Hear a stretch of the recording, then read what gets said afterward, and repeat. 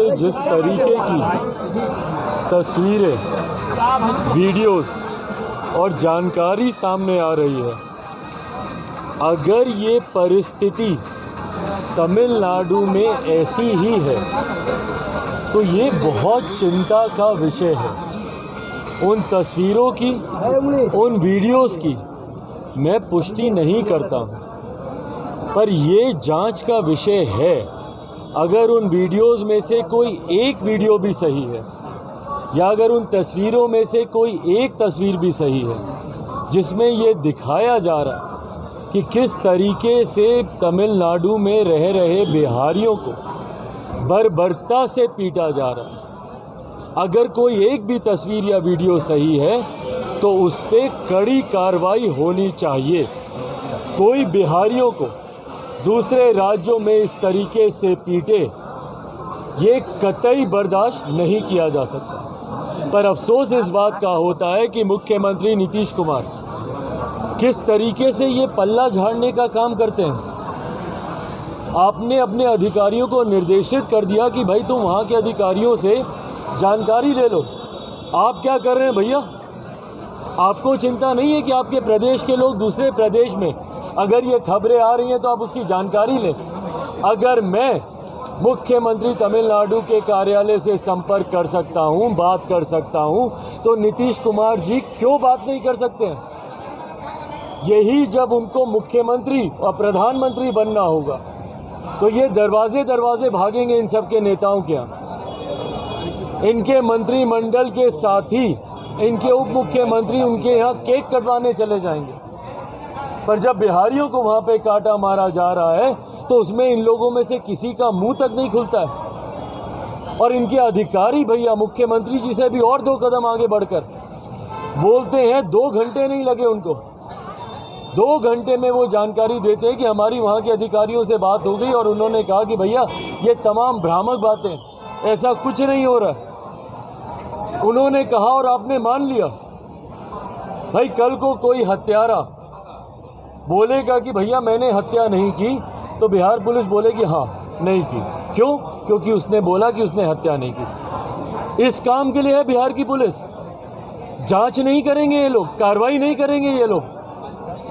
किस तरीके से इतने हल्के में ये बयान दे दिया गया बिहार पुलिस के द्वारा और वरिष्ठ अधिकारियों के द्वारा कि हमारी बात हो गई है, और उन्होंने कहा कि ऐसा कुछ नहीं है। बिना कोई जांच दल भेजे, बिना मुख्यमंत्री नीतीश कुमार जी के वहां के मुख्यमंत्री के से संपर्क साधे, इतने हल्के में इस विषय को लिया जा रहा है। और चलिए अगर ये भ्रामक भी है, भाई इन्हीं लोगों की मैं बात मान लेता हूं, संसद में खड़े होकर इन लोगों ने बयान दिया है ना कि भ्रामक बातें, अगर ये भ्रामक भी है तो क्या उन लोगों के ऊपर कार्रवाई नहीं होनी चाहिए जो भारतीयों के बीच भेदभाव की भावना उत्पन्न कर रहे हैं? क्या उन शरारती तत्वों के ऊपर, इनको ये लोग शरारती कह रहे हैं, ये असामाजिक तत्व हैं भैया, जो अलगाववाद पैदा कर रहे हैं, जो भारत की एकता अखंडता के ऊपर दाग लगाने का काम कर रहे हैं? क्या इन लोगों को चिन्हित नहीं किया जाना चाहिए? जो बिहारियों और तमिलियंस के बीच में भेदभाव पैदा कर रहे हैं, जो नॉर्थ इंडियन और साउथ इंडियंस के बीच में भेदभाव पैदा कर रहे हैं, उनको कौन चिन्हित करेगा भैया? उन पे कौन जांच करेगा? तो कारण जो भी हो भैया, ये भ्रामक है तो भी उन लोगों को चिन्हित करना चाहिए। आप शांति से नहीं बैठ सकते मुख्यमंत्री नीतीश कुमार जी।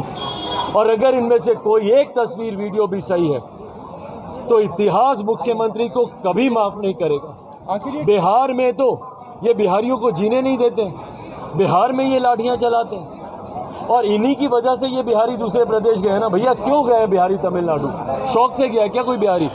वहां पर जाकर मजदूरी कर रहा है तो मुख्यमंत्री नीतीश कुमार जी की नाकामियों की वजह से, इनकी गलत नीतियों की वजह से बिहारी दूसरे प्रदेश में गया और वहां पर जा रहे हैं, वहां पे भी उनको मारा जा रहा है। तो बताइए भैया बिहारी करे क्या? कहीं तो सम्मान से जिएगा।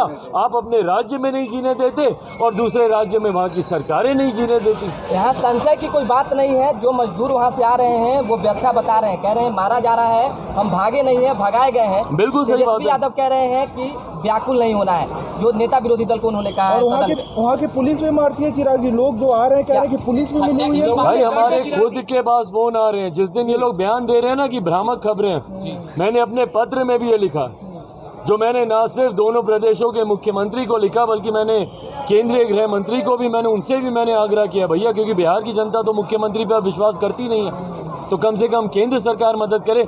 मुझे रोज़ फ़ोन आ रहे हैं भैया कि हम लोग 50 लोग एक जगह पर हैं, हम लोग 25 लोग एक जगह पर हैं, हम लोग को मारा जा रहा है, खाने के लिए नहीं है, बाहर निकलने से हम लोग डर रहे हैं। और ये लोग बिहार की विधानसभा में खड़े होकर ये लोग बोल रहे हैं कि भैया भ्रामक बातें हैं। जो लोग आ रहे हैं अपनी व्यथा बता रहे हैं उनसे सुनिए भैया।